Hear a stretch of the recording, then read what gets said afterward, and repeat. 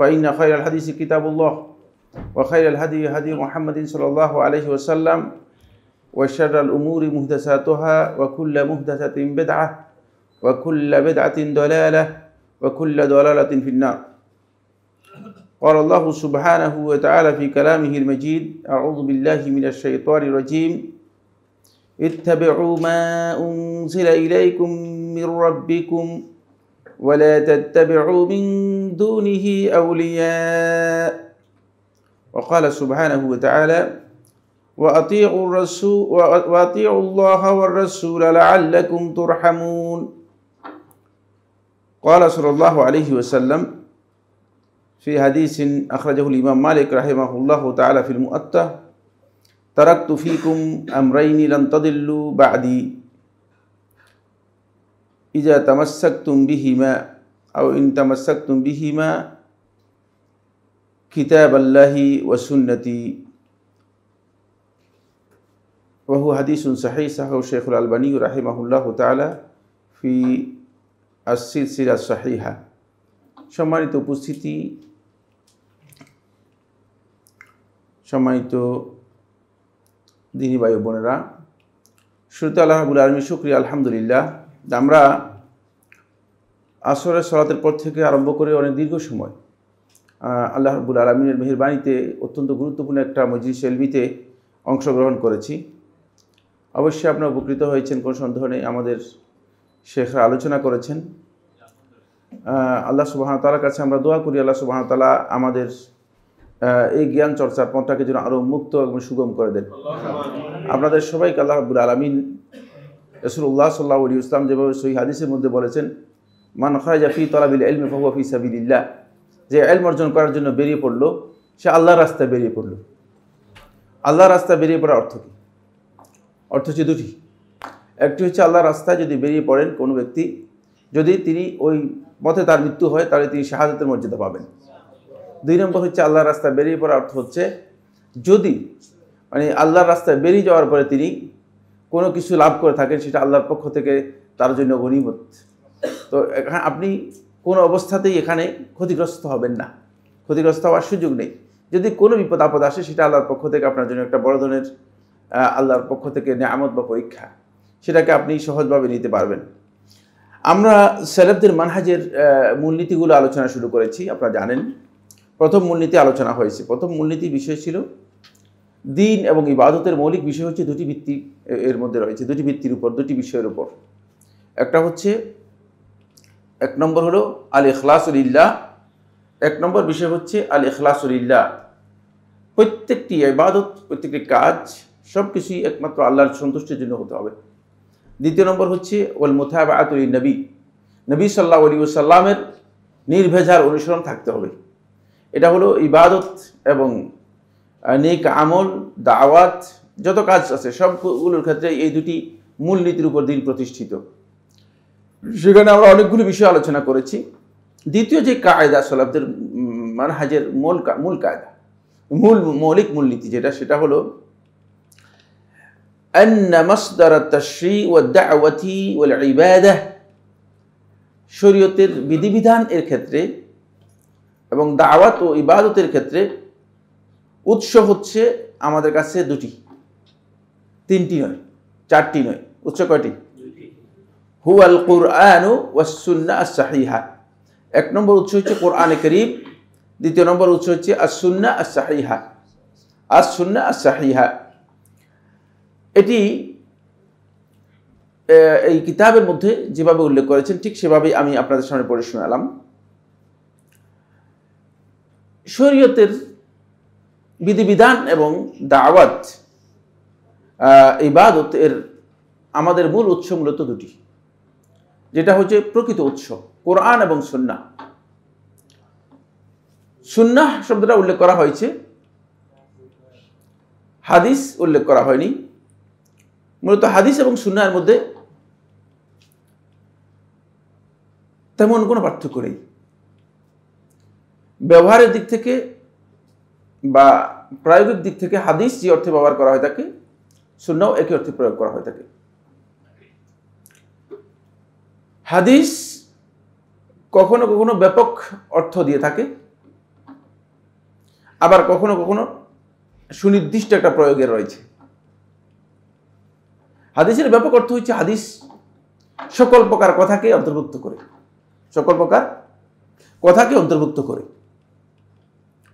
সেখানে আল্লাহর কথাও হাদিস, রাসূলের কথাও কি হাদিস, আর আপনি আমি আমার কথাও কি হাদিস। না না হবে কেন? হ্যাঁ হবে, না হবে না, হ্যাঁ হবে। তো কমন বলতে না, কমন অর্থে হাদিস সবটাই হাদিস। আপনি আমি যত কথা বলি ওগুলো কি হাদিস, সবটাই হাদিস। এটা হাদিস কমন প্রয়োগ, কমন প্রয়োগ হাদিসের। হাদিস শব্দকে যখন কমন প্রয়োগ করা হয়ে থাকে তখন হাদিসটা মানে সকল প্রকার কথাকে অন্তর্ভুক্ত করে, সকল প্রকার কথা, সব কথাকে কি করবে? অন্তর্ভুক্ত করবে। এই অর্থে হাদিস ব্যাপক, এই অর্থে হাদিস কি ব্যাপক। কোরআন এবং সুন্নাহ দুটাকে অন্তর্ভুক্ত করে। কোরআনও হাদিস, আবার সুন্নাহও কি হাদিস। পারিভাষিক অর্থে হাদিসের আরেকটি প্রয়োগ রয়েছে। হাদিসের কি রয়েছে? আরেকটি প্রয়োগ পারিভাষিক অর্থে রয়েছে। পারিভাষিক অর্থে হাদিসের আরেকটি প্রয়োগ হচ্ছে মারুবি আলী নবী সাল্লাল্লাহু আলাইহি ওয়াসাল্লাম মিন আকওয়ালিহি, নবী সাল্লাল্লাহু আলাইহি ওয়াসাল্লামের কাছ থেকে তার যে কথাগুলো বর্ণিত হয়েছে সেগুলোকে হাদিস বলা হয় থাকে। এটা হচ্ছে পারিবারিক দিক থেকে হাদিসের খুবই ন্যারো সংজ্ঞা, প্রয়োগ। শুধুমাত্র কথার বিষয়গুলোকে কেউ কেউ হাদিস বুঝিয়ে থাকেন, কিন্তু জুমহুর আহলুল হাদিস এবং ফকিগণ হাদিসের যে সংজ্ঞা দিয়েছেন সেই সংজ্ঞা এমন নয়। যদিও হাদিস বলতে কমন, আমরা সমস্ত কথাকে বুঝি, কিন্তু বিশেষ প্রয়োগ করা হয় থাকে হাদিসটাকে একটা রাসূল সাল্লাল্লাহু আলাইহি ওয়াসাল্লামের কথার উপর। রাসূলের কথা বলতে হাদিসকে বোঝায়, কিন্তু হাদিসের পরিভাষায় জুমহুর ফকিগণ হাদিসের পরিভাষায় বলেছেন আরেকটু ব্যাপক। সেটা হলো মা উসিরা আর রাসূলিল্লাহ সাল্লাল্লাহু আলাইহি ওয়াসাল্লাম, অথবা মা উসিদা ইলা রাসূলিল্লাহ সাল্লাল্লাহু আলাইহি ওয়াসাল্লাম মিন আকওয়ালিহি ওয়া আমালিহি ওয়া তাকরিরাতিহি। নবী সাল্লাল্লাহু আলাইহি ওয়াসাল্লামের যত কথা, যত কাজ এবং নবী সাল্লাল্লাহু আলাইহি ওয়াসাল্লামের যত বিষয় নবী সাল্লাল্লাহু আলাইহি ওয়াসাল্লামের সামনে করা হয়েছে, নবী সাল্লাল্লাহু আলাইহি ওয়াসাল্লাম সমর্থন করেছেন, এই সবটাকেই মূলত হাদিস বলা হয়ে থাকে।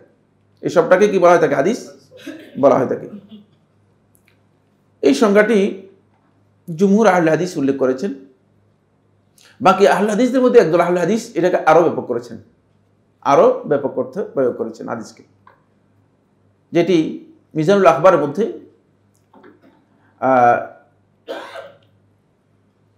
মুফতি আমিনুল ইহসান মুজাদ্দিদি রাহিমাহুল্লাহ তাআলা এবং যেটি মুকাদ্দিমাত উসুল হাদিসের মধ্যে ইমাম আব্দুল হক আদ-দেহলভী রাহমাতুল্লাহ আলাইহি উল্লেখ করেছেন। সেখানে হাদিসকে আরো ব্যাপক অর্থে ব্যবহার করা হয়েছে, হাদিসকে আরো ব্যাপক অর্থে ব্যবহার করা হয়েছে। রাসূল সাল্লাল্লাহু আলাইহি ওয়াসাল্লামের কথা, কাজ এবং সমর্থন, আবার সাহাবায়ে কেরামদের কথা, কাজ এবং সমর্থন, সাহাবীদের পরবর্তী তাবিঈদের কথা, কাজ এবং সমর্থন, যেগুলো কোরআন এবং হাদিসের উপর ভিত্তি করে সাহাবায়ে কেরামগণ বলেছেন, এগুলো সবটাই হাদিস। তারা ব্যাপকভাবে এগুলো সবটাকে কি করেছেন? হাদিসের মধ্যে অন্তর্ভুক্ত করেছেন। তবে রাসূল সাল্লাল্লাহু আলাইহি ওয়াসাল্লামের হাদিস যেগুলো সরাসরি রাসূলুল্লাহ সাল্লাল্লাহু আলাইহি ওয়াসাল্লামের কাছ থেকে আমাদের কাছে এসেছে, সেগুলোকে বলা হয় থাকে মারফু। মারফু মানে যেগুলো একেবারে সনদ রাসূল সাল্লাল্লাহু আলাইহি ওয়াসাল্লাম পর্যন্ত পৌঁছেছে। আর যেগুলো রাসূলুল্লাহ সাল্লাল্লাহু আলাইহি ওয়াসাল্লাম পর্যন্ত পৌঁছে নাই, সেগুলো বলা হয় থাকে মানে হয়তো সাহাবী পর্যন্ত পৌঁছেছে আর উপরে যায়নি, সাহাবী পর্যন্ত পৌঁছেছে আর যায়নি, এটাকে বলা হয় থাকে মাওকুফ। এটি মাওকুফ বর্ণনা। আর যেগুলো এর পরবর্তী যুগের অন্যদের বর্ণনার মধ্যে এসেছে সেগুলো মাকতু, সেগুলো সরাসরি আমরা বলতে পারবো না আদৌ কি রাসূল সাল্লাল্লাহু আলাইহি ওয়াসাল্লামের কাছ থেকে শুনেছে না সাহাবীদের কাছ থেকে শুনেছে। মনে করেন একজন তাবী বলে দিল যে আমি এই ধরন করতে দেখেছি, অথবা এই ধরন মানে বলে শুনেছি। এখন তাবীর এই বক্তব্য আমাদের কাছে ইসলামের মৌলিক জ্ঞানের জন্য একটা হুজ্জত। কেন হুজ্জত? তার কারণ হচ্ছে মানে তারা তাবীরা কোরআন নাজিল হওয়া এবং আল্লাহ রাসূল সাল্লাল্লাহু আলাইহি ওয়াসাল্লামের সময় আর সাহাবীদের সময় কাছাকাছি সময় ছিলেন। বুঝতে পেরেছেন কিনা? একেবারে কাছাকাছি সময় ছিলেন। কারণ যেই সময় ইসলামের বিকৃতি ঘটে নাই, ইসলামের মধ্যে কি হয়ে যায় নাই, বড় ধরনের বিকৃতি আসে নাই, এই সময় কি করেছেন? অবস্থান করেছেন। সুতরাং তাদের এই বক্তব্য যদি আমরা সরাসরি কোনো এর বিপক্ষে না পাই, সরাসরি কোনো দলিল এর বিপক্ষে না পাই, তাহলে তাদের এই বক্তব্য আমাদের কাছে হুজ্জত দলিল। কারণ আমাদের গবেষণার চেয়ে তিনি যে কথাটা বলছেন যে সাহাবায়ে কেরামদেরকে পেয়েছি অথবা আমাদের কাছে বর্ণিত হয়েছে, তাহলে তার এই কথা আমাদের কাছে শক্তিশালী, কারণ দ্বীনের ব্যাপারে বলতেছেন। আর আমরা এটা দৃঢ়তার সাথে মনে করি যে যারা ইসলামের উত্তম অনুসারী, যারা এই আল কুরুনুল মুফাদ্দালা, ইসলামের প্রথম 3 যুগে যারা ছিলেন, তারা দ্বীনের ব্যাপারে খেয়ানত করবেন, দ্বীনের ব্যাপারে মিথ্যা বর্ণনা করবেন, মিথ্যা চালিয়ে দিবেন, এই বিষয়গুলো খুবই অকল্পনীয় তখনকার সময়। যাদের ব্যাপারে বলছি তাদের ব্যাপারে একেবারেই অকল্পনীয়, তাদের ব্যাপারে অকল্পনীয়। এই জন্য একদল আহলে হাদিস মূলত একেবারেই তাবেই পর্যন্ত তাদের বক্তব্যকে, তাদের যে কথা রয়েছে এই কথাকে কি করেছেন, তারা হাদিসের মধ্যে অন্তর্ভুক্ত করেছেন। যদিও হাদিসের মৌলিক পরিভাষা যেটি, সেটা হচ্ছে নবী সাল্লাল্লাহু আলাইহি ওয়াসাল্লামের বক্তব্য, নবী সাল্লাল্লাহু আলাইহি ওয়াসাল্লামের বক্তব্য, জি ওকে, জি ঠিক আছে, নবী সাল্লাল্লাহু আলাইহি ওয়াসাল্লামের বক্তব্য, নবী সাল্লাল্লাহু আলাইহি ওয়াসাল্লামের কথা, নবী সাল্লাল্লাহু আলাইহি ওয়াসাল্লামের কাজ, নবী সাল্লাল্লাহু আলাইহি ওয়াসাল্লামের সমর্থন, এই সবটাকে কি বলা হয়ে থাকে, হাদিস বলা হয়ে থাকে। এটা হলো হাদিসের প্রায়োগিক অর্থ। এটা আমরা হাদিস সম্পর্কে কথা বললাম। এরপরে আমরা যে বিষয়টি আলোচনা করব সেটা হচ্ছে সুন্নাহ সম্পর্কে। সুন্নাহ এক অর্থে খুব ব্যাপক সুন্নাহের প্রয়োগ রয়েছে। যখন সুন্নাহ বলতে মূলত সকল প্রকার রীতিনীতিকে বুঝায়, সকল প্রকার রীতিনীতিকে বুঝায়, যেগুলো সিস্টেম, পদ্ধতি, এটা বোঝানোর জন্য সুন্নাহ শব্দটা ব্যাপক ব্যবহৃত হয়েছে। এই প্রয়োগে সুন্নাহ অনেক ব্যাপক জিনিসকে বোঝায়, সকল প্রকার রীতিনীতিকে অন্তর্ভুক্ত করে। সুন্নাহ আল্লাহ তাআলার সুন্নাত রয়েছে, সুন্নাতুল্লাহিল্লাতী কাদ খালাত মিন ক্বাবলু, আল্লাহ তাআলার সুন্নাত যেটা তোমাদের আগে কি করেছে, অতিক্রম করে গিয়েছে। ওয়ালান তাজিদা লিসুন্নাতিল্লাহি তাবদীলা, আল্লাহর সুন্নাতের মধ্যে কোনো পরিবর্তন পাবেন না। কাদ খালাত সুন্নাতুল আউয়ালিন, এটা সুন্নত পূর্ববর্তীদের সুন্নতকে বোঝায়, সুন্নত নবী এবং রাসূল থেকে সুন্নতকে বোঝায়। এমন কি বলেছেন, সুন্নাতা মান কাদ আরসালনা মিন ক্বাবলিকা, দেখেছেন আপনার পূর্ববর্তী যে নবী এবং রাসূলদেরকে প্রেরণ করেছে তাদের সুন্নাত। তাহলে বোঝা যাচ্ছে যে সুন্নাতটা মানে এই অর্থে মানে নবীদের সুন্নতকেও বোঝায়, এই অর্থে আল্লাহর সুন্নতকে বোঝায়, এই অর্থে পূর্ববর্তীদের সুন্নতকেও বোঝায়, আবার এই অর্থে রাসূল সাল্লাল্লাহু আলাইহি ওয়াসাল্লামের সুন্নতকেও বোঝায়, রাসূল সাল্লাল্লাহু আলাইহি ওয়াসাল্লামের সুন্নতকেও বোঝায়। এটা ব্যাপক অর্থবোধক। সুন্নতের যখন ব্যাপক আমরা অর্থবোধক অর্থ নিব, সুন্নতের ব্যাপক অর্থ যখন আমরা নিব, এটাকেই বুঝাবে। কিন্তু সুন্নাহ বলতে পরিভাষায় এর সুনির্দিষ্ট একটা প্রয়োগ রয়েছে, পরিভাষায় এর সুনির্দিষ্ট একটি প্রয়োগ রয়েছে। সেই প্রয়োগটা হচ্ছে এই, সুন্নাহ বলতে পরিভাষায় বোঝানো হয় তাকে কোরআন ছাড়া নবী সাল্লাল্লাহু আলাইহি ওয়াসাল্লামের কাছ থেকে যা পেয়েছি সবটাই সুন্নাহ। কোরআন ছাড়া নবী সাল্লাল্লাহু আলাইহি ওয়াসাল্লামের কাছ থেকে আমরা যা পেয়েছি সবটাই কি সুন্নাহ। কারণ কোরআন ছাড়া আমরা যা কিছু পেয়েছি সবটাই নবী সাল্লাল্লাহু আলাইহি ওয়াসাল্লামের কাছ থেকে আমরা পেয়েছি, এই সবটাই কি সুন্নাহ। ফলে সুন্নাহ এই দিক থেকে যদি হাদিসকে শুধুমাত্র রাসূলুল্লাহ সাল্লাল্লাহু আলাইহি ওয়াসাল্লাম বক্তব্যের মধ্যে সীমাবদ্ধ করা হয়, তাহলে এই দিক থেকে হাদিসটা হচ্ছে একটা সীমাবদ্ধ। আর সুন্নাহ যেহেতু নবী সাল্লাল্লাহু আলাইহি ওয়াসাল্লামের কাছ থেকে কোরআন ছাড়া যা কিছু পেয়েছি, এই দিক থেকে সুন্নাহ হচ্ছে কি অনেক ব্যাপক। মানে এই দিক থেকে যদি পর্যালোচনা করেন, তাহলে একদিক থেকে সুন্নাহ ব্যাপক অর্থ বহন করে, হাদিস কি একটা সুনির্দিষ্ট খাস বিশেষ অর্থ বহন করে থাকে, নির্দিষ্ট অর্থ বহন করে থাকে।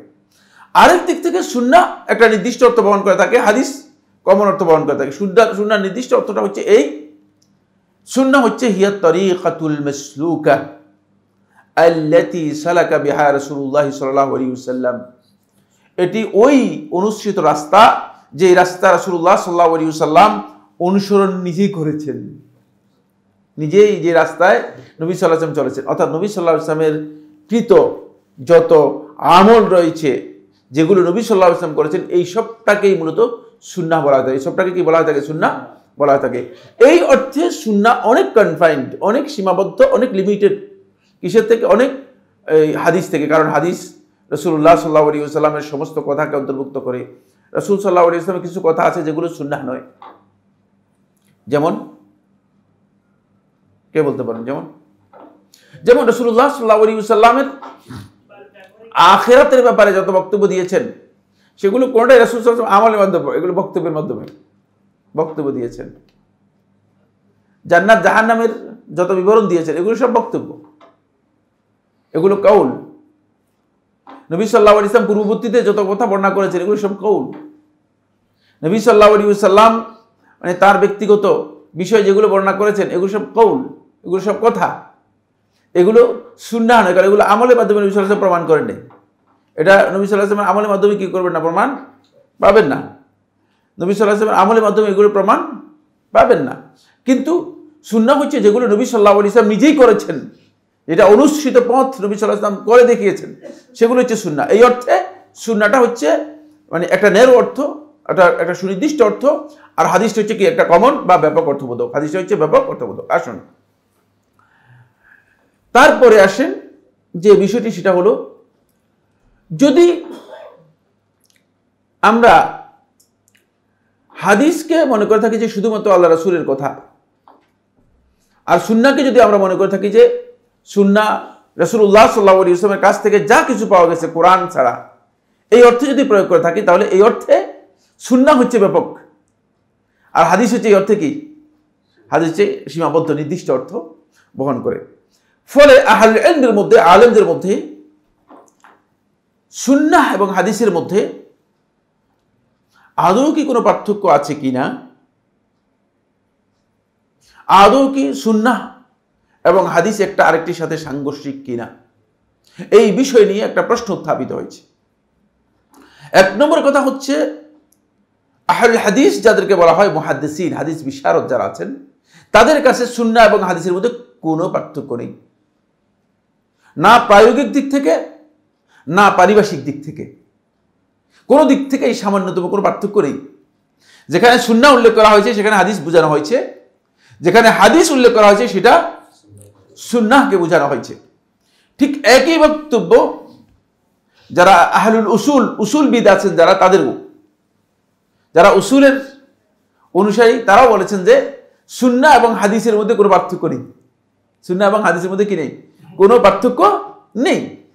কারণ হচ্ছে সুন্নাহ হচ্ছে হাদিস দিয়ে সুন্নাহকে বোঝানো হয় থাকে, আর সুন্নাহ দিয়ে হাদিসকে বোঝানো হয় থাকে, দুইয়ের মধ্যে কোনো ধরনের পার্থক্য নেই।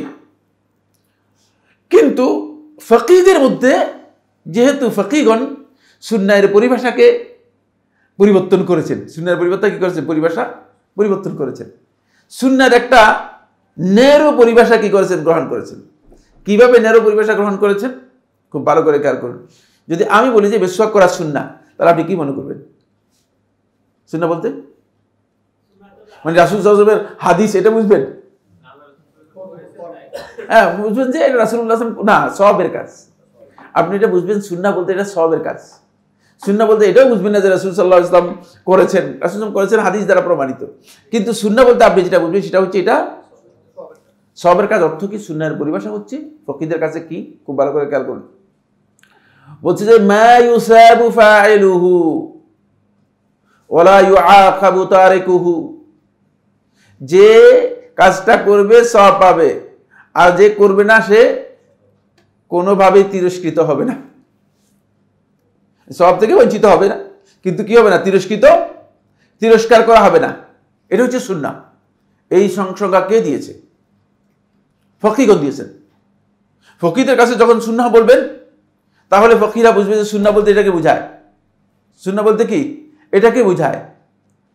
যেমন ফকিহগণ সুন্নাত বলেছেন, এরকম একটা জিনিসের উদাহরণ দিন। এমন যেটা আমরা আগে যে উদাহরণ দিয়েছি মিসওয়াক ছাড়া আরেকটা উদাহরণ দেন। ফকিহগণ সুন্নাত বলেছে, এরকম একটা সুন্নাতের উদাহরণ দেন না। টুপি পরা একটা সুন্নাত ফকিহগণকেও বলেন নেই, একটা মিথ্যা কথা। আর কোনো? হ্যাঁ, পানি পান করা, বা মানে অত দূরে না গিয়ে ডান হাতে পানি পান করা, ডান হাতে পান করা অথবা ডান হাতে খাওয়া, ডান হাতে পান করা এবং খাওয়া। যদিও ডান হাতে খাওয়ার ব্যাপারে আলেমদের ইখতিলাফ রয়েছে, বিশুদ্ধ বক্তব্য হচ্ছে সুন্নাহ। কিন্তু কখনো কখনো সুন্নাহ এই মাসালার মধ্যে একটা পেস লেগে গেছে, সেটা হচ্ছে এই, কখনো কখনো সুন্নাহ এর যখন নিষেধাজ্ঞা আসে সুন্নাহের বিপরীতে, তখন সেটা সুন্নাহ হলেও ওই নিষেধাজ্ঞার কারণে কাজটা যদি করা হয় থাকে তাহলে গুনাহগার হবে। যেমন ডান হাতে পান করতে বলা হয়, সেটা হচ্ছে সুন্নাহ। এটাকে আহলুল ইলম কেউ ওয়াজিব বলেন নাই, যদি একটু ইখতিলাফ রয়েছে, কেউ ওয়াজিব বলেছিল, তবে সেই ইখতিলাফ খুব দুর্বল। বাকি যেহেতু নবী সাল্লাল্লাহু আলাইহি ওয়াসাল্লাম বলেছেন যে বাম হাতে খাবে না, কারণ বাম হাতে শয়তানে খায়, তাহলে বাম হাতে খাওয়াটা হারাম।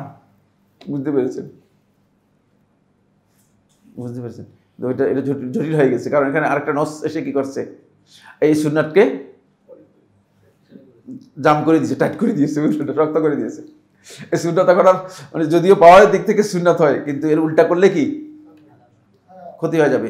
এরকম আরেকটার উদাহরণ দিতে পারবেন কিনা? পারবেন না?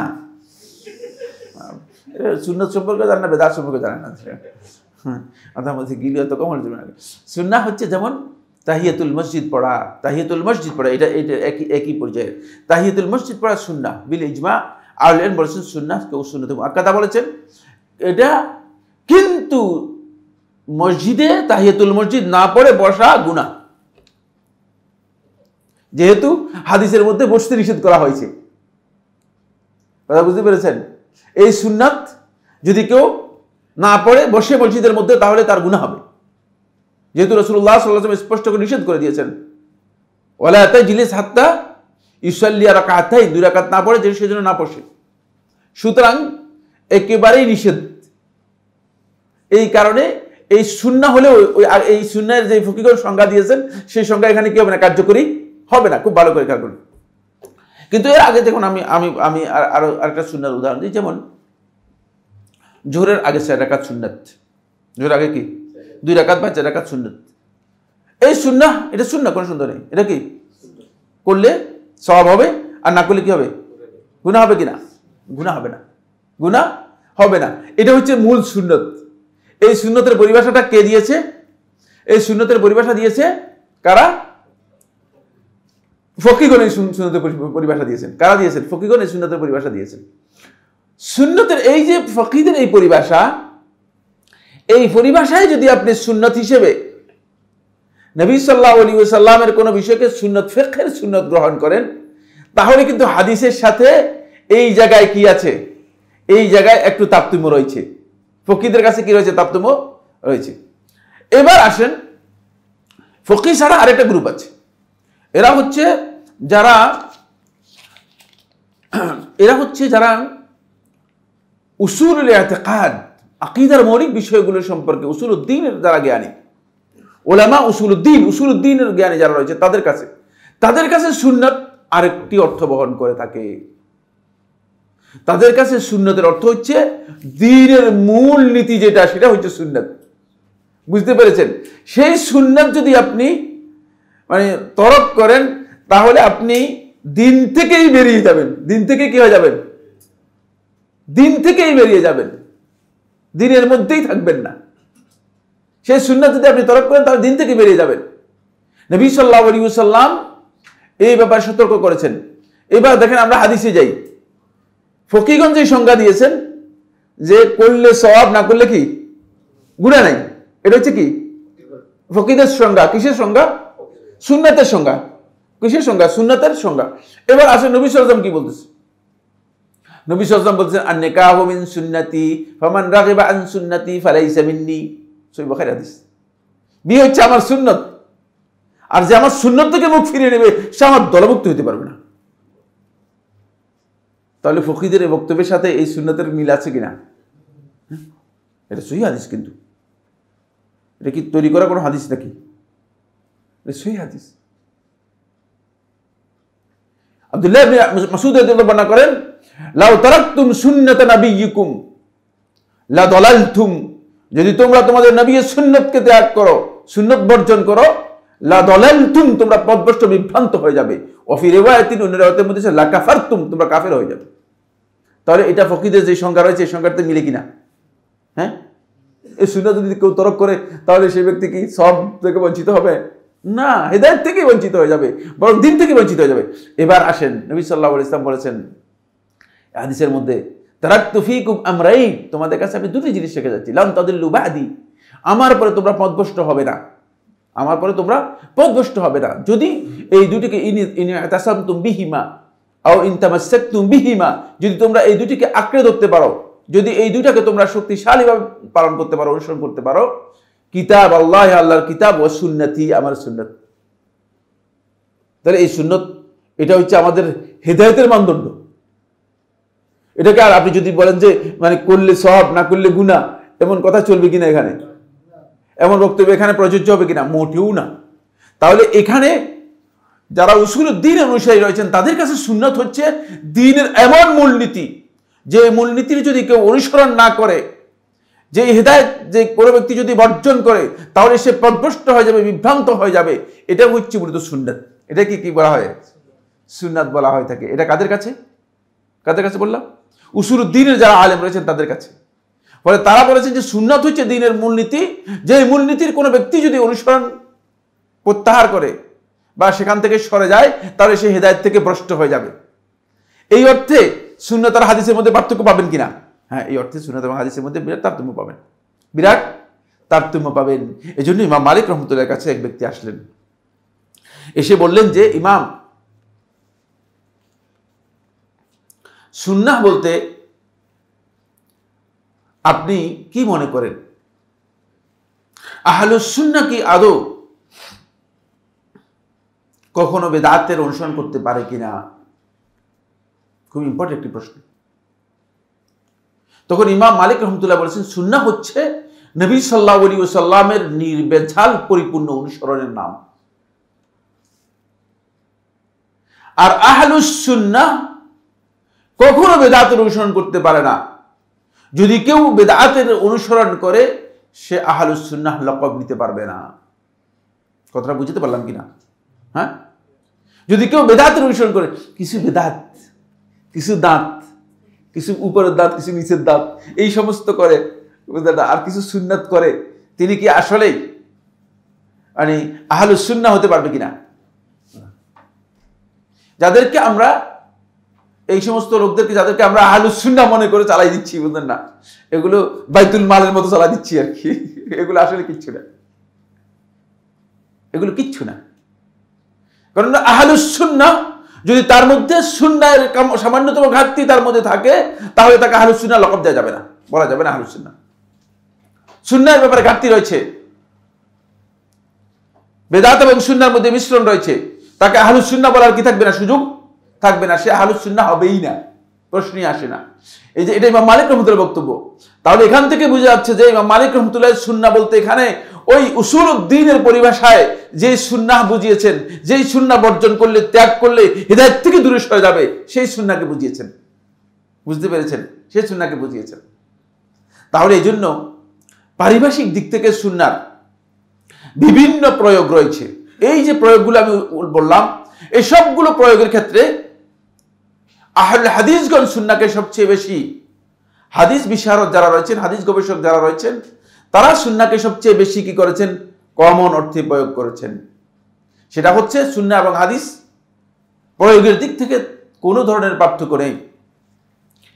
এখন আমাদের সমাজে কিছু সংখ্যক লোক, এরা নিজেদেরকে হাক্কানি আলেম দাবি করে, মাঝে মধ্যে বুজুর্গানে দ্বীন দাবি করতেছে, মাঝে মধ্যে নিজেদেরকে এটাকে কি বলা হয় থাকে হকপন্থী আলেম হিসেবে নিজেরা পরিচয় দিচ্ছে। মাঝে মধ্যে তারা নিজেদেরকে বলতেছে আমরা মানে হকের উপর আছি, আমরা আহলুস সুন্নাতের উপর আছি। তারা বলতেছে যে সুন্নাত আর হাদিসের মধ্যে পার্থক্য পাওয়া যায়, সুন্নাত এবং হাদিসের মধ্যে পার্থক্য রয়েছে। আমরা হাদিস মানি না, সুন্নাহ মানি। এটা যদি কোনো আলেম বলে, আমি তাকে জাহিল বলতে রাজি নেই। কারণ সে আসলে আহলে হাদিসদের পরিভাষা সম্পর্কে জ্ঞান রাখে না, সে হাদিসেরও কোনো জ্ঞান রাখে না, এমনকি সাধারণ কমন হাদিসের যে কিতাবগুলো আছে সেগুলো পড়ে নেই। হাদিসের কিতাবগুলোর নামই হচ্ছে সুন্নাহ, কিতাবুস সুনান। ইমাম তিরমিজি নাম দিয়েছে কিতাবুস সুনান। হাদিসের কিতাবগুলোর মধ্যে হাদিস এবং সুনান একই কথায় প্রয়োগ করা হয়েছে। এই লোকগুলো মানে শুধুমাত্র মানে আহলে হাদিসের যে টার্মোলজি আছে, এই টার্মোলজির বিরোধিতা করার জন্য বা আহলে হাদিসের একটা বিরোধিতা করার জন্য নিজেদের মধ্যে একটা মন গড়া চিন্তাধারা নিজেদের মধ্যে তৈরি করেছে, তখন এই মন গড়া ইজতিহাদটা হচ্ছে এই যে সুন্নাহ এবং হাদিসের মধ্যে কি রয়েছে, পার্থক্য রয়েছে। আমরা হাদিস মানি না, আমি সুন্নাহ মানি। প্রশ্নই আসে না। আপনি সুন্নাহ মানেন বলতে হাদিস মানেন না যখনই আপনি কথা বলবেন, তখন নবী সাল্লাল্লাহু আলাইহি ওয়াসাল্লামের সহিহ বুখারীতে কিতাবুল মাগাজির যতগুলো হাদিস আছে সবগুলো বাতিল হয়ে যাবে, ঠিক না? নবী সাল্লাল্লাহু আলাইহি যুদ্ধ বিগ্রহের সাথে এক বিশাল হাদিস রয়েছে, সেগুলো কিছুই তো আপনি আমল করেন না, এগুলোকে কেউ সুন্নাহ বলে নেই, এগুলো সবটাই হাদিস, এগুলো সব বাতিল হয়ে যাবে, সবটাই আপনি মানেন না। নবী সাল্লাল্লাহু আলাইহি ওয়াসাল্লাম আখিরাতের ব্যাপারে, মৃত্যু পরবর্তী সময়ের ব্যাপারে নবী সাল্লাল্লাহু আলাইহি ওয়াসাল্লাম যতগুলো বর্ণনা দিয়েছেন সবগুলো বর্ণনা কি হয়ে যাবে, বাতিল হয়ে যাবে, গ্রহণযোগ্য হবে না। আমি হাদিস মানি না। কয়েকটা হাদিস উদাহরণ হিসেবে পেয়েছে। এই জাহিলদের এই উদাহরণ শুনে আমি আরো হতবাক হচ্ছি যে ইন্না লিল্লাহি ওয়া ইন্না ইলাইহি রাজিউন। কত মূর্খ হতে পারলে একজন ব্যক্তি বা একজন আলেমদের মুখে এটা কিভাবে আসে আমি জানি না, আমার বিবেচনায় আসে না।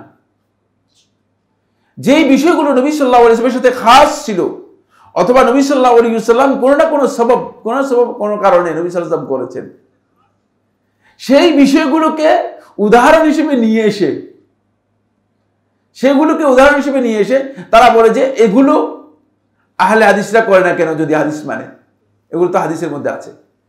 আরে বাবা, হাদিসের মধ্যে যা কথা আছে সবকিছু আমল করার কথা তো আপনাকে বলাই হয় নাই, ঠিক না? আপনি যেটা আমলের জন্য প্রয়োজন সেটা করবেন। হাদিসের মধ্যে মানসুখ হাদিস আছে কি, আমল করবো কিনা আমরা করবো? রহিত হাদিস যেগুলো আছে সেগুলো আমল করবো? প্রশ্নই আসেন। কি কি উদাহরণ? যেমন আপনার আগে একটা উদাহরণ দিয়েছেন, দাঁড়িয়ে পেশাব করা। তারপর বলছে নবী সাল্লাল্লাহু আলাইহি ওয়াসাল্লাম দাঁড়িয়ে পেশাব করেছে, এখন আহলে হাদিসরা দাঁড়িয়ে পেশাব করে না কেন? একটা জাহিলের কত বড় জাহিল হলে সম্ভব। কিন্তু ওই দাঁড়িয়ে পেশাবের ওই হাদিসটা দেখো, হাদিসের মধ্যেই কথা আছে যে কেন নবী সাল্লাল্লাহু আলাইহি ওয়াসাল্লাম দাঁড়িয়ে পেশাব করেছেন। আতা সুবাতাতা কওমিন ফাবালা কাইমান। তুমিও সুবাতাতা কওমে যাও, ডাস্টবিন যেখানে আছে সেখানে যাও, তখন যদি তোমার পেশাব করার মতো জায়গা না থাকে তুমি দাঁড়িয়ে পেশাব করতে কোনো অসুবিধা নেই, যেহেতু এটা নবী সাল্লাল্লাহু আলাইহি ওয়াসাল্লাম ওযর বর্ণনা করে দিয়েছেন, হাদিসের মধ্যেই বক্তব্য রয়েছে। তো জাহিল লোকগুলো সাধারণ মানুষদেরকে হাইকোর্ট দেখানোর জন্য এই ধরনের পদ্ধতি অনুসরণ করছে। নবী সাল্লাল্লাহু আলাইহি ওয়াসাল্লাম 11টি বিয়ে করেছেন, বলে আহলে হাদিসরা 11টি বিয়ে করে না কেন? এই জাহিলদেরকে কি বলবেন? হ্যাঁ, কি বলবেন এদেরকে?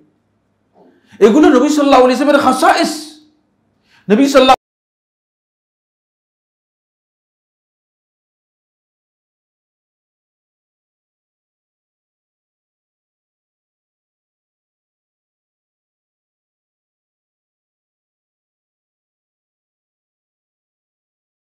আলেম, পড়ালেখাও করে, আমি মনে করি যে আলেম, কিন্তু কথা থেকে বোঝা যাচ্ছে যে জাহিল এর চেয়ে ভালো। জাহিলও কি এর চেয়ে ভালো? বলতেছে যদি মাযহাব না মানা হয়ে থাকে তাহলে বিকাশে যে আপনি টাকা পাঠাচ্ছেন 20 টাকা বেশি দিচ্ছেন, তাহলে আমি তাদেরকে বলবো যে এই যে 20 টাকা বেশি দিচ্ছি হাদিস দেন, জায়েজ হলে হাদিস দেন, জায়েজ না জায়েজ হাদিস দেন, জায়েজ হলে হাদিস দেন, না জায়েজ হলে হাদিস দেন। তারপর আমরা যে ব্যাংকে টাকা পাঠাচ্ছি হাদিস দেন, ব্যাংকে টাকা পাঠাচ্ছি যে এটা হাদিস দেন। যদি হাদিস না থাকে তাহলে আপনারা কিভাবে ফতোয়া দিবেন, ইত্যাদি ইত্যাদি অনেকগুলো আবুল তাবুল কথাবার্তা বলে। আমি মনে করে থাকি পড়ালেখা করেন, কিন্তু এত নির্বোধ, এত অজ্ঞ। তাকে যদি উল্টা কথা বলা হয় থাকে যে আপনি তো হাদিস তলব করেছেন, আমি বলি যে বিকাশের 20 টাকা যে অতিরিক্ত দিচ্ছেন আবু হানিফা রাহমাতুল্লাহ বক্তব্য দেন, কিয়ামত পর্যন্ত সে সহ তার বাবা সহ তার 14 গোষ্ঠী সমস্ত আলেমরা একসাথে হয়ে নিয়ে আসতে পারবে কিনা বলে আমি হানাফি মাযহাবের বক্তব্য দিয়েছি। আবু হানিফা তো দূরের কথা, হানাফি মাযহাবের একজন ইমামের বক্তব্য আনতে পারবে কিনা? কত বড় জাহিল, কত বড় জাহিল! চিন্তা করেন, কথা বলার আগে ফিকহ জানতে হবে, এটার নাম কথা বলা নয়। আমি মনে করেছি যে বিবেচনা আছে, জ্ঞান আছে, পড়ালেখা করে, কিন্তু না উদারতা রয়েছে, না পড়ালেখা রয়েছে। এমন বক্তব্য সাধারণ মানুষের কাছে দিয়ে কি হাইকোর্ট দেখাচ্ছেন আপনি? সাধারণ লোকদেরকে হয়তো ভুল বুঝে মানে ভুলভাল বুঝিয়ে দিতে পারবেন, কিন্তু সত্যিকার জ্ঞানী যারা রয়েছে তারা তো এটা ভুলভাল বুঝার কোনো দরকার নেই, কারণ জ্ঞানীদের কাছে মূল মানদণ্ড রয়ে গিয়েছে। আমরা মূলনীতির উপর আমাদেরকে কথা বলতেছি, আমাদের বক্তব্য কিসের উপর? মূলনীতির উপর। দেখছেন, এই জন্য মূলনীতিতে আমরা যাচ্ছি, কারণ আমার মূলনীতি যদি ক্লিয়ার হয়ে যায় তাহলে আমাকে এই সমস্ত আবল তাবল বুঝিয়ে আপনি কিছু করতে পারবেন না। আপনি যে এই সুদের ব্যাংকের টাকা, যে ব্যাংকের মধ্যে টাকা রাখতেছেন, এরপরে টাকা রেখে এটাকে সুদ বলতেছেন, এই কথার জন্য আপনি এটা যে হারাম, এর জন্য ইমাম আবু হানিফা রহমতুল্লাহর বক্তব্য দেন, আবু হানিফাকে বাদ দিলাম, ইমাম আবু ইউসুফের বক্তব্য দেন, ইমাম আবু ইউসুফ বাদ দিলাম, এর পরবর্তী যুগে আপনি পরবর্তী যুগের ইমাম যারা ইমাম মুহাম্মদ রহমতুল্লাহর বক্তব্য দেন, ইমাম মাহাদ ইবনে হাসান তাকেও বাদ দিলাম, এর পরবর্তী যুগে যারা যারা রয়েছে ইমাম আবু জাফর তাহাবির বক্তব্য দেন, কিয়ামত পর্যন্ত নিয়ে আসতে পারবে না। তো হানাফি মাযহাব কোথায়? হানাফি মাযহাব তো ইমাম আবু হানিফা রহমতুল্লাহকে অনুসরণ করে, ঠিক না? আপনারা কি ইমাম আবু হানিফা রহমতুল্লাহ অনুসরণকে ফরজ করছেন, নাকি এই উল্টু বুল্টু এই সমস্ত আগলাওয়ালা চোগলাওয়ালা পাগল পাথা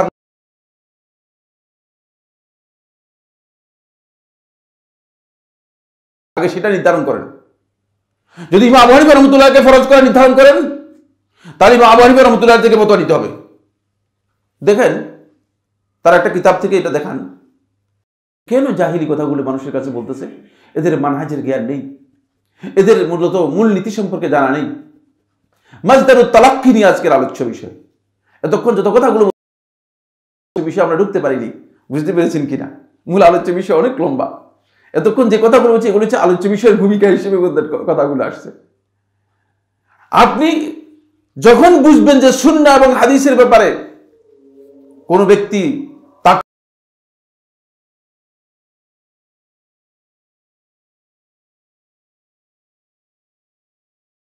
সহিহ প্রমাণ হওয়ার পরে এর মধ্যে কোনো পার্থক্য করবে না, এর মধ্যে কোনো পার্থক্য করবে না। সম্মানিত উপস্থিতি, বলছিলাম সেটা হলো এই হাদিস এবং সুন্নাহ এর মধ্যে যদি কেউ বিশাল পার্থক্য দেখে, পার্থক্য করে বুঝতে হবে সে আসলে আহলুস সুন্নাহ এর মানহাজ সম্পর্কে মোটেও জ্ঞান রাখে না। কারণ এই দুইয়ের মধ্যে ব্যবহার, প্রায়োগিক এমনকি পারিভাষিক দিক থেকেও আহলে হাদিসগণ কোনো পার্থক্য করেন নেই। শুধুমাত্র বিরোধিতা করার জন্য, মানে আহলে হাদিসের পরিভাষাকে এটাকে এড়িয়ে যাওয়ার জন্য, এটা থেকে নিজেদেরকে দূরে সরানোর জন্য, মানে একদল লোক বলছেন যে আমরা হাদিস মানি না, আমরা সুন্নাহ মানি। আসলে এটি তাদের অজ্ঞতার একটা বড় পরিচয়। সুন্নাহ এবং হাদিসের এই বিস্তারিত আলোচনা এই জন্য করলাম, যেহেতু এটাই আমাদের আজকের মূল বিষয়। সেটা হলো দ্বীনের আমাদের কাছে কতগুলো বিষয় আছে। এক নম্বর বিষয় হচ্ছে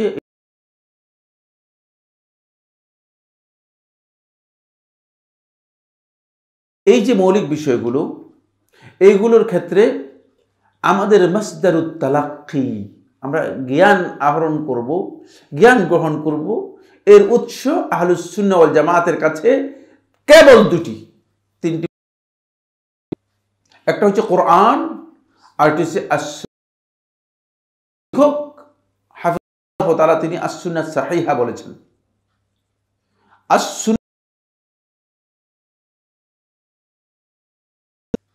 বুঝতে পেরেছেন? সুন্নাহ সহিহা হয় না, কারণ সুন্নাহ যেটা এটা প্রমাণিত না হলে এটা বেদাত হয়ে যাবে। বুঝাতে পারলাম কিনা? হাদিসের মধ্যে সহিহ এবং দাঈফ রয়েছে। বুঝেন বিষয়গুলো, খুবই সূক্ষ্ম সূক্ষ্ম কথা বলতেছি।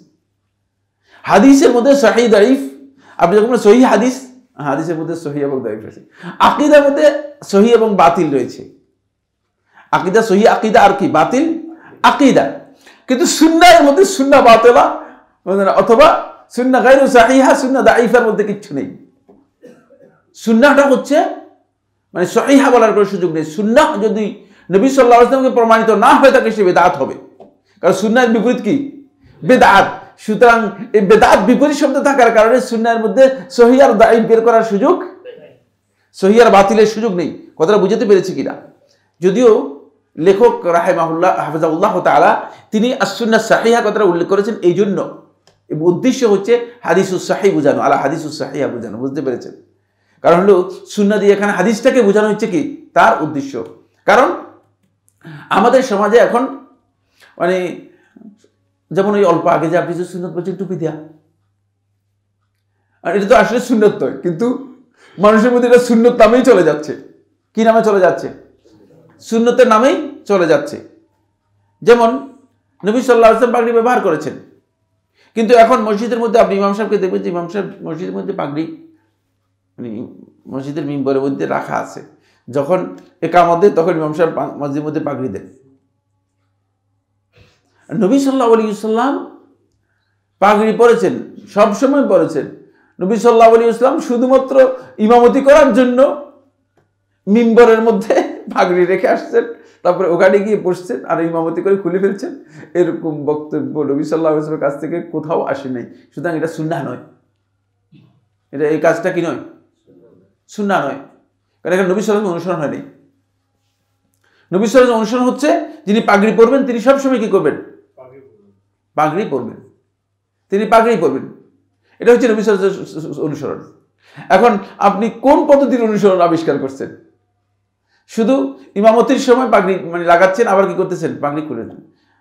এরপরে মিথ্যা কয়েকটা হাদিস আছে, এখানে মিথ্যা কয়েকটা হাদিস রয়েছে, প্রশ্ন না, মিথ্যা কয়েকটা হাদিসও রয়েছে। সেই মিথ্যা হাদিসগুলোর একটা হাদিস হচ্ছে, যদি পাগড়ি পরে এক ওয়াক্ত সালাত আদায় করে থাকেন তাহলে 70 গুণ সওয়াব বেশি পেয়ে যাবেন। নাউজুবিল্লাহ।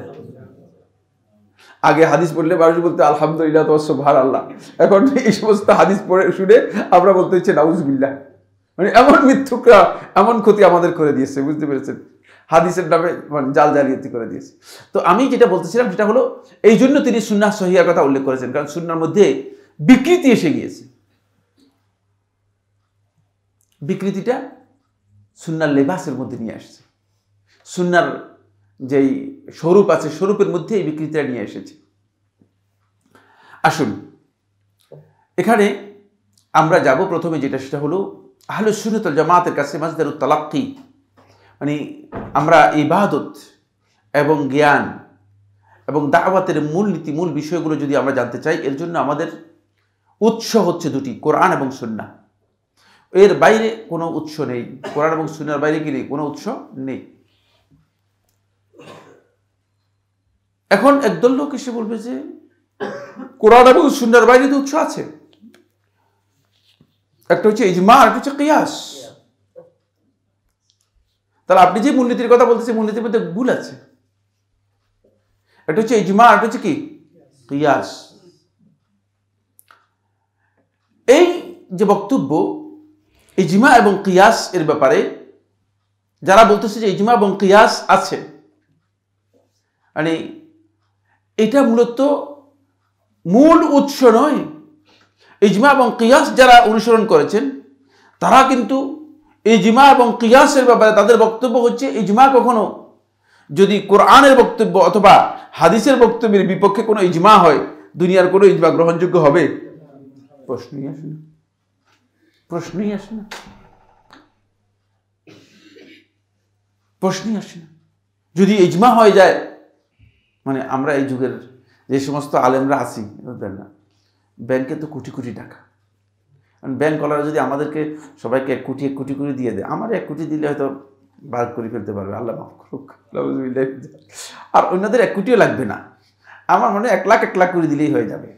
বাকি যে ইমান তাদের দেখতেছি আর কি, যে ইমান নিয়ে এখন আমরা ঘুরতেছি আর চলতেছি, এদের ইমান দেখে যা বুঝে যাচ্ছে। কারণে হয়তো চা দিয়েও কি করা যেতে পারে, হ্যাঁ, ম্যানেজ করে যাওয়া যায়, ফেলে যেতে পারে। তো সবাই যদি আমরা আলেমরা একসাথে হয়ে যাই, এরপরে ব্যাংকের টাকা খেয়ে সবাই ব্যাংকের, এগুলো কিচ্ছু সুদ না, এগুলো হালাল আপনাদের জন্য। হারাম হয়ে হালাল হয়ে যাবে কিনা? কেমন পর্যন্ত হালাল হবে? ইজমা এখানে এই অর্থ বুঝায় না। যারা ইজমাকে দলিল হিসেবে দিয়েছেন তারা কিন্তু ইজমা বলতে এগুলো বুঝান নাই, এটা ভুল কথা।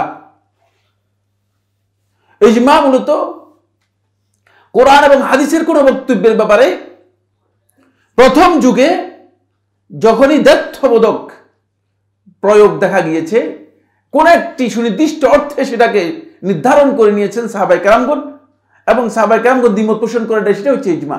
আর এটা কোরআন এবং হাদিসের মধ্যেই অন্তর্ভুক্ত, কোরআন হাদিসের বাইরে নয়। বুঝতে পেরেছেন? এটা কোরআন এবং হাদিসের একটি অংশ। এটা ভালো করে বুঝতে হবে আমাদেরকে।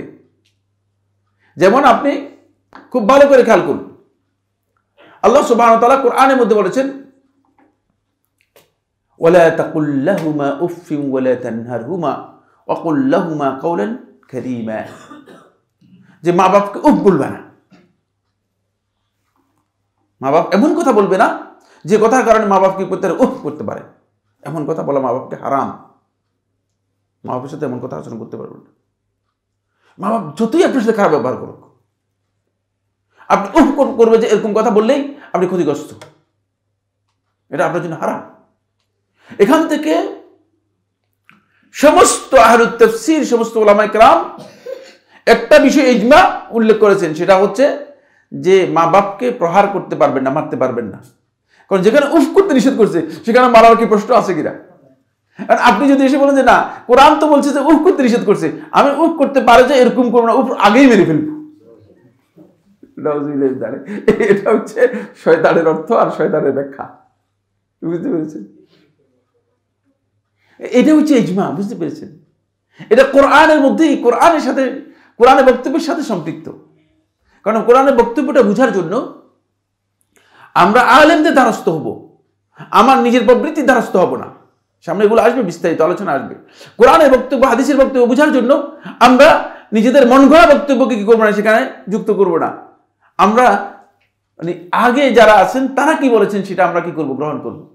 সেটা গ্রহণ করতে গিয়ে যদি দেখি যে আপনি দেখতেছেন যে 1300 বছর পর্যন্ত একটা মাসআলায় সমস্ত আলেমরা একমত হয়েছেন, সমস্ত আলেমরা এক কথা বলেছেন, 1300 বছর পরে এসে 1400 বছরের শেষের দিকে আপনার মতো আমার মতো একজন যদি বলে যে এই 1300 বছর পর্যন্ত যারা ছিল তারা পথভ্রষ্ট ছিল, আমি একটা নতুন ইজতিহাদ করলাম, চলবে কিনা?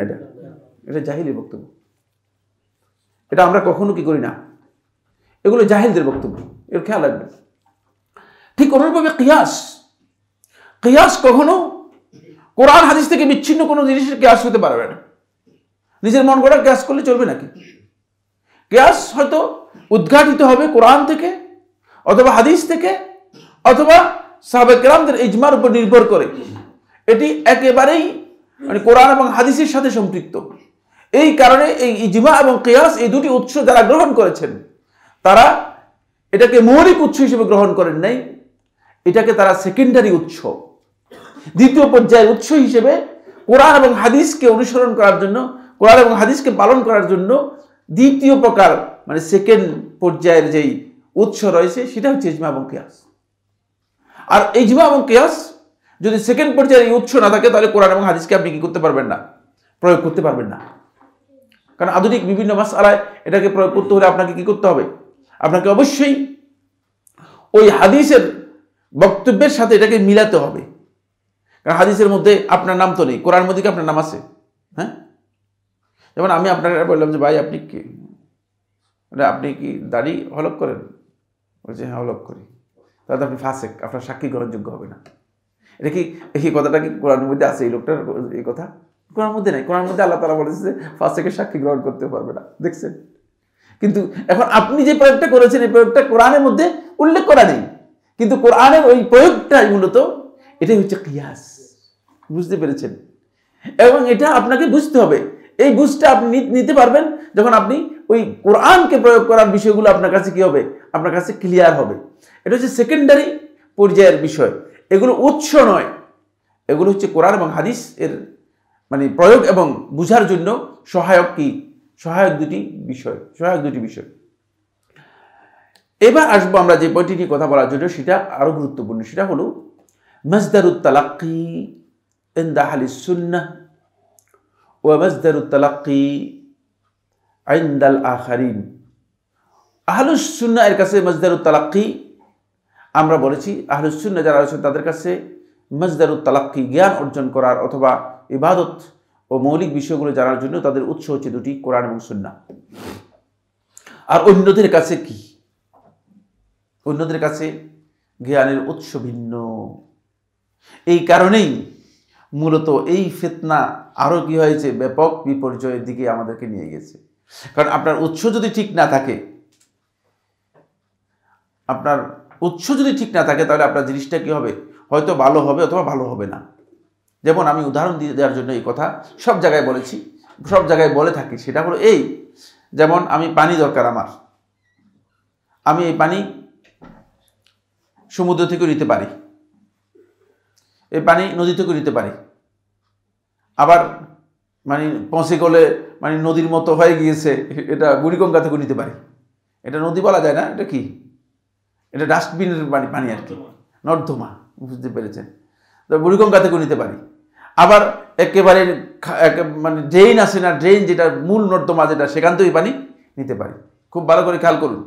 আবার এই পানিটা আমি নলকূপ দিয়ে নিচের থেকেও নিতে পারি, আবার একেবারে গভীর নলকূপ দিয়ে আর্সেনিক মুক্ত 900 ফুট নিচের থেকে তারপরে এই পানিটা নিতে পারি। এই সবটাই তো পানি, ঠিক না? কিন্তু সবটার কোয়ালিটি বা মান এক কিনা, বুঝতে সহজ হয়ে গেছে। এখন আপনার জ্ঞানের উৎস যদি মানে নর্দমা হয়, বুড়িগঙ্গা হয়, তাহলে বুড়িগঙ্গার পানি যে অবস্থা, ঠিক জ্ঞানের উৎসটা কি হবে, অবস্থা সেটাই হবে। হ্যাঁ, মানে জ্ঞানের উৎসটা আপনার কোন জায়গায়। আপনার জ্ঞানের উৎসটা যদি সমুদ্রের মধ্যে হয়, তাহলে পানি পুরাটাই আপনার, যখনই দেখবেন যে কিরে, তখন বলবে যে পানি শুনছিলাম মিষ্টি মিষ্টি, কি লুনতা লুনতা কেন? আপনি তো আসলে বুঝেন না। আপনি হয়তো, আপনাকে মানুষ বলছে যে পানি মিষ্টি, ঠিকই আছে, কিন্তু পানিতে জান নাই তো আপনি। আপনার কাছে পানি, আপনাকে পানি যেটা দিয়েছে সেটা বুড়িগঙ্গা থেকে আনে নাই, সেটা আনছে সমুদ্র থেকে নিয়ে আসছে। আর যদি বুড়িগঙ্গা থেকে আনে, আরে কিরে পানিতে এত গন্ধ কেন, দুর্গন্ধ কেন? পানিতে পিপাসা মিটাবে, দুর্গন্ধ যুক্ত পানি। আপনার উৎস খেয়াল রাখতে হবে। এই জন্য প্রত্যেকটি ফিরকা আহলুস সুন্নাহ ওয়াল জামাতের বিপরীতে যারা গিয়েছে, সবাই নিজেদের জ্ঞানের উৎস কি করে নিয়েছে, পরিবর্তন করে নিয়েছে। ইনশাআল্লাহ তাআলা আমরা জ্ঞানের উৎস, অন্যান্য ফিরাক যারা রয়েছে, ফিরাক বাতিলা, তাদের জ্ঞানের উৎসগুলো নিয়ে আমরা আগামী দার্সে আলোচনা করব।